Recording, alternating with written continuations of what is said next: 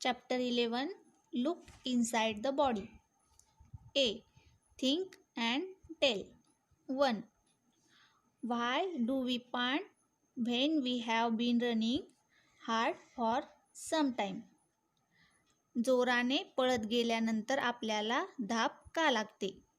Answer. Because our body needs more energy and that we can only get through the process of respiration which required oxygen. Thus, we pant when we have been running hard for some time. म्हणजे जेव्हा आपण जोराने पळतो तेव्हा आपल्या शरीराला जास्त एनर्जीची गरज असते आणि ती एनर्जी आपल्याला रेस्पिरेशन म्हणजे श्वासोश्वासातून मिळते आणि श्वासोश्वासाच्या प्रक्रियेसाठी ऑक्सिजनची गरज असते. म्हणून आपण जेव्हा पळतो तेव्हा आपल्याला धाप लागते. B. Answer the following questions. 1. What is meant by internal organ? अंतरेंद्रिय म्हणजे काय? Answer. An organ that is situated inside our body and cannot be seen from the outside is called an internal organ. जे इंद्रिय आपल्या शरीराच्या आत असतात आणि बाहेरून आपल्याला दिसत नाहीत त्यांना इंटरनल ऑर्गन म्हणतात. 2. Name the 2 cavities in the abdomen. पोटाच्या भागातील पोकळीच्या 2 भागांची नावे सांगा. Answer. Abdominal cavity and the pelvic cavity. 3. Which important organs are situated in the ribcage in the thoracic cavity? म्हणजे बरगड्यांच्या पिंजऱ्यात कोणती महत्त्वाची इंद्रिये असतात? Answer. The heart and the lungs are situated in the ribcage in the thoracic cavity. बरगड्यांच्या पिंजऱ्यात heart आणि लंग्स ही महत्त्वाची इंद्रिये असतात. 4. Why does the chest swell when we breathe in? श्वास घेतल्याने छाती का फुगते? Answer. When we breathe in, the outside air enter the body. That's why the chest swell. श्वास घेतल्याने बाहेरची हवा आपल्या शरीरात जाते आणि त्यामुळे आपली छाती फुगते.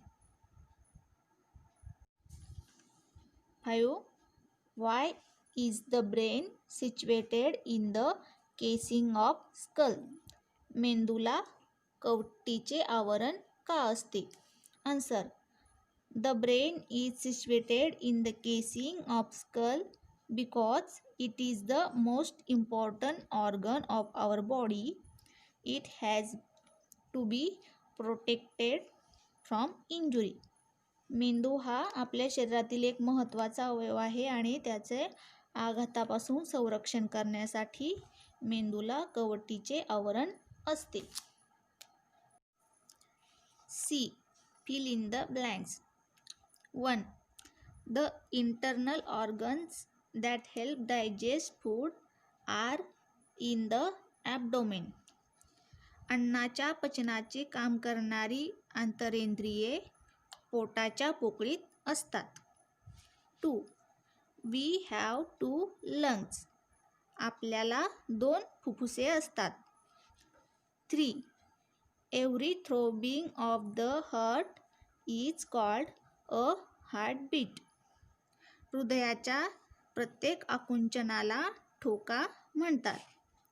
4. We become aware of all our emotions in the brain. सर्व भावनांची नोंद आपल्या मेंदूमध्ये होते. 5. The structure of the human body is very complex. मानवी शरीराची रचना खूप गुंतागुंतीची आहे. डी. True or false. चूक की बरोबर सांगा. 1. The oesophagus is in the thoracic cavity. ग्रासनलिका ही छातीच्या पोकळीत असते किंवा वक्षपोकळी. ट्रू म्हणजे बरोबर. 2.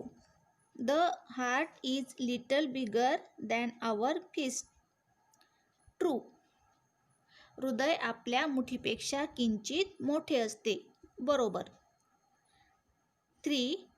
The food in the mouth forms a moist lump. True. म्हणजे तोंडातल्या घासाचा ओलसर गोळा होतो. बरोबर. 4. In the brain we interpret the information collected by the sensory organs. True. ज्ञानेंद्रियांनी दिलेल्या माहितीचा अर्थ आपल्याला मेंदूत समजतो. बरोबर. E. Give reasons why. 1. The structure of the body is such that all internal organs remain secure in their places. आंतरेंद्रिये जागच्या जागीच राहावी अशी शरीराची रचना असते. Answer. The organs inside our body that perform certain important functions need to be secure. The structure of our body is such that our internal organs can remain in their places how much we move. आंतरेंद्रियांची रचना, आपल्या शरीराची रचना आंतरेंद्रिये जागच्या जागीच राहावी अशी केलेली असते, कारण ही आंतरेंद्रिये त्यांची कार्य त्यांच्या जागी करत असतात आणि त्यांना संरक्षणाची गरज असते. आपले शरीर कितीही हलले तरी ही आंतरेंद्रिये हलत नाहीत. अशा प्रकारे आपल्या शरीराची रचना केलेली असते. 2. Blood must be flowing in the blood vessels through the body. शरीरभर पसरलेल्या रक्तवाहिन्यांतून रक्त खेळते ठेवावे लागते. Answer. We take in air when we breathe in. Our blood carries the air to all parts of our body. The food that we eat gets digested. It is again blood that carries the digested part of every particle of our body. For this purpose, it is necessary to keep blood flowing through the blood vessels. म्हणजे आपण श्वासोच्छ्वासाद्वारे आत घेतलेली हवा आणि पचवलेले अन्नाचा भाग हा आपल्या शरीराच्या प्रत्येक भागापर्यंत पोहोचवण्याचे काम रक्त करते. म्हणून रक्तवाहिन्यांद्वारे रक्त शरीरात खेळते ठेवावे लागते. 3. The brain has to kept completely safe. मेंदूला परिपूर्ण संरक्षणाची जरुरी असते. Answer. Injury to the brain can make one disabled for life. It can even cause death. Hence, the brain has to be kept completely safe.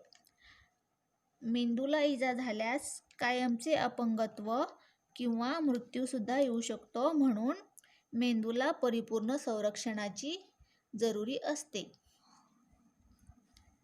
F. Match the following. 1. Blood supply म्हणजे रक्तपुरवठ्याचे काम आहे heart म्हणजे हृदयाचे. 2.